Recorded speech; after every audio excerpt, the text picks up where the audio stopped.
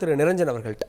திரு நிரஞ்சன், ஒரு ட்ரில் அப்படின்றது பொதுவாக ஒரு ஸ்கூலில் நம்ம பார்த்துருப்போம், இன்னும் சொன்னால் விமான நிலையங்களில் பார்த்துருப்போம். இது மக்களை உட்படுத்தி ஒரு குறிப்பிட்ட ஜோனில் பண்ணுவதனுடைய நோக்கம் என்ன, எப்படி இருக்க போகுது இது? ஏன்னா சமகாலத்தில் இது யாருமே நம்ம பார்த்ததில்லை. 71 இது மாதிரி நாடு முழுவதுமே நடந்ததாக சொல்கிறாங்க. எப்படி இருக்க போகுது? குறிப்பிட்டு சொல்லணும்னா 244 சிவில் டிஃபென்ஸ் ஜோன்களாக பிரித்துள்ளார்கள் இந்த மொத்த ட்ரில்லையும். தமிழ்நாட்டில் அதில் 4 இடங்கள் இருக்கின்றன. ஏர்போர்ட், மணலி, அதை தவிர்த்து ஆவடி, கல்பாக்கம்.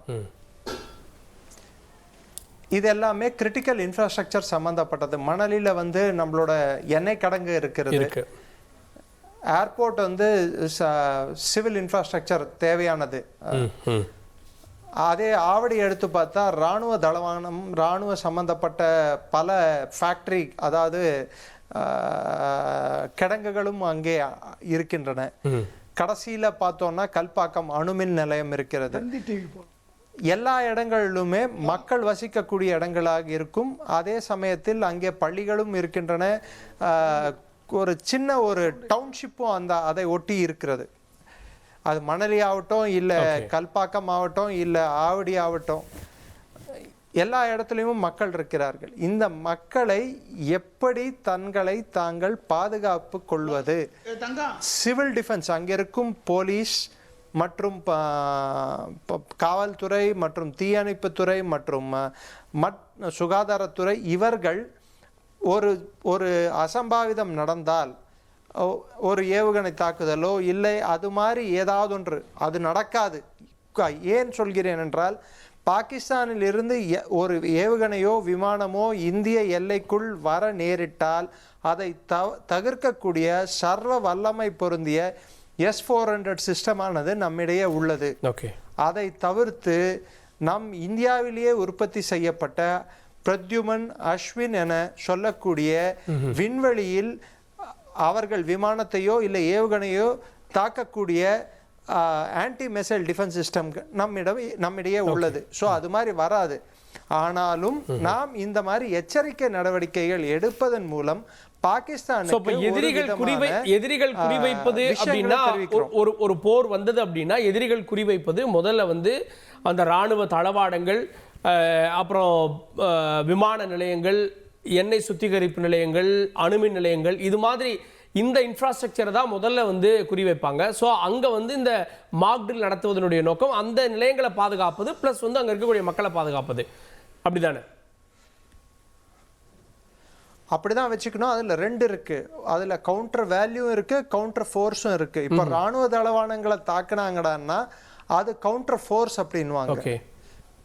நம்மளோட போர் புரியும் தன்மையை குறைப்பதற்கு, நம் ராணுவத்தின் போர் புரியும் தன்மையை குறைப்பதற்கு தாக்குதல் நடத்துவது. அதே கவுண்டர் வேல்யூன்னுவாங்க. கவுண்டர் வேல்யூனா மக்கள் இருக்கும் இடங்கள், நிறுவனங்கள், இதை தாக்குவது. ஸோ மக்கள் அதிகமாக பாதிக்கப்பட்டால் கூட ஒரு அச்சுறுத்தல் அந்த நாட்டில் ஏற்படும். ஸோ 2த்துக்கும் சம்பந்தப்பட்டு தான் இந்த ட்ரில்லை நடத்துவாங்க. இந்த ட்ரில்லை நடத்துவது மூலம் நம் நாட்டில் இருக்கும் மக்களுக்கும் ஒரு விழிப்புணர்வு, ப்ளஸ் இது சைக்கலாஜிக்கலாகவும் ஒரு இம்பேக்ட் கிரியேட் பண்ணோம். நீங்கள் எது பண்ணாலும் நாங்கள் ஆயுத்தமாக உள்ளோம், மனதளவில் எங்களை நாங்களே ஆயுத்தப்படுத்தி உள்ளோம் அப்படின்னு சொல்லிக்கிற விதமாக தான் இந்த ட்ரில்ஸ் எல்லாம் நடத்தப்படும். குறிப்பிட்டு பார்டர் ஏரியாக்களில் அதிகமாக நடக்கும்.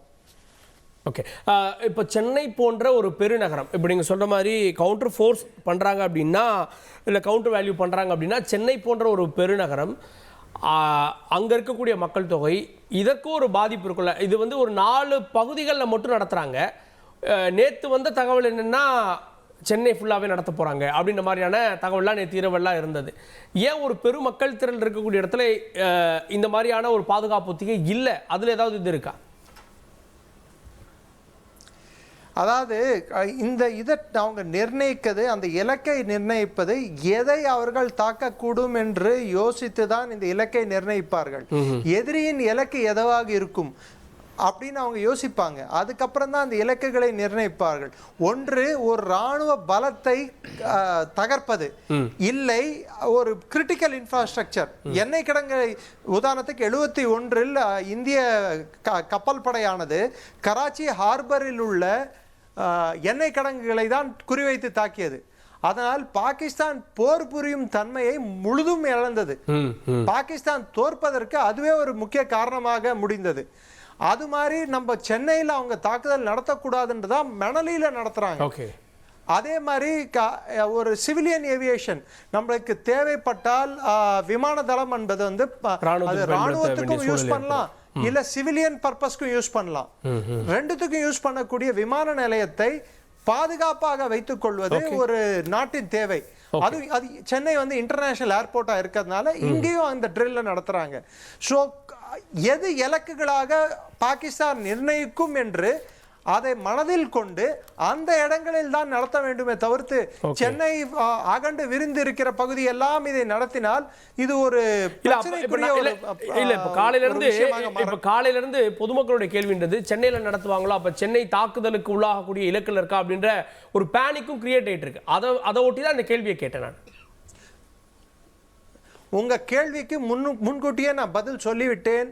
பாகிஸ்தானில் இருந்து ஒரு விமானம் வந்தாலோ ஒரு ஏவுகணை வந்தாலோ அது இந்திய வான்வெளிக்குள் வரும் முன்னே அதை தகர்க்கக்கூடிய சர்வ வல்லமை பொருந்திய S-400 anti missile defence system என்று ஒன்று நம்மிடையே இருக்கிறது. அதாவது பாகிஸ்தான் விமானம் பாகிஸ்தானில் இருந்து கிளம்பி இந்திய வான்வெளிக்கு நெருங்கும் போதே அதை வான்வெளியிலேயே தாக்கி தகர்க்கக்கூடும் அந்த S-400 என்ற இந்த சிஸ்டம் மூலம், அந்த ஏவுகணை மூலம். அதே போல் இந்தியாவிலேயே தயாரிக்கப்பட்ட அஸ்வின் பிரத்யும்னா அப்படின்ற ஒரு சிஸ்டம் இருக்கு. இது இல்லாமல் நம்மிடம் உள்ள ரஃபேல் விமானமானது மெட்டியார் என்ற ஒரு ஏவுகணை கொண்டு எப்படிப்பட்ட விமானம் பாகிஸ்தானில் இருந்து இந்தியாவுக்குள் வர வேண்டும் என்றாலும் அதை தகர்க்க வல்லமை பொருந்தியது. அது இல்லாமல் சுகாயில் உள்ள அஸ்த்ரா 1 அஸ்த்ரா 2 எனும் ஏவுகணைகள் பாகிஸ்தானின் எவ்விதமான விமானம் இந்திய வான்வெளிக்குள் வர வேண்டும் என்றாலும் தாக்கக்கூடும். மிசைல்கள் வந்தாலும் அவர்கள் ஏவுகணைகள் வந்தாலும் தாக்கக்கூடிய சக்தி இருக்கிறது நம்மிடையே. அதே போல் விமானங்கள் வந்தாலும் தாக்கக்கூடிய சக்தி இருக்கிறது நம்மிடையே. அதையும் தாண்டி மக்களை மனதளவில் பக்குவப்படுத்துவது ஒரு அரசின் கடமை. ஒரு போர்க்கால நடவடிக்கையின் பேரில் ஒரு டிசாஸ்டர் மேனேஜ்மெண்ட் சொல்றோம் சார். டிசாஸ்டர்ன்றது வந்து அது மேன்மேட் டிசாஸ்டர் இருக்கும், நேச்சுரல் டிசாஸ்டர் இருக்கும். இது ஒரு மேன்மேட் டிசாஸ்டர் ஆக கூடாதுன்னா அதுக்கு எச்சரிக்கை நடவடிக்கையாக எடுக்கிறோம். அதுக்கிட்ட எச்சரிக்கை எடுக்காம இருக்க முடியாது இல்லையா?